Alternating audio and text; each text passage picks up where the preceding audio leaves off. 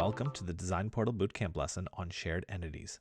As we learned in Lesson 6, user entities are owned by the user. However, user entities can also be shared with other users. To do this, simply change the entity's ACL from private to public read or public read-write.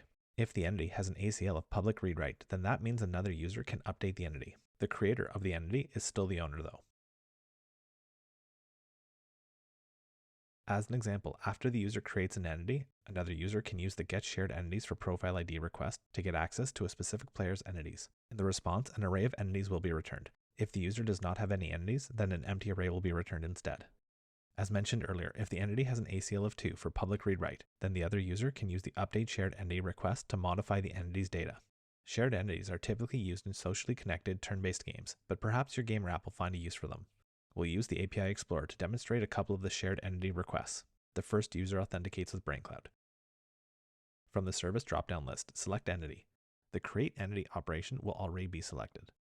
In the Parameters section, enter ship data as the entity type's value. Then enter the entity data.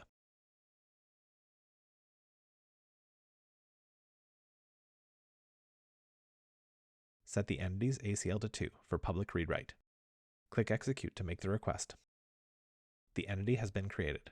From the service drop-down list, select Authenticate. Change the default credentials to authenticate a different user. Click Execute to make the authentication request. The API Explorer session is now authenticated with a different profile than the one that created the entity a moment ago. From the service drop-down list, select Entity. From the Operation drop-down list, select Get Shared Entities for Profile ID. In the Parameters section, we need to supply the profile ID of the player we want to retrieve the entities from. In the logs, scroll up and in the original authentication response, copy the user's profile ID and paste in the parameter section for the target profile ID's value. Click Execute to make the request.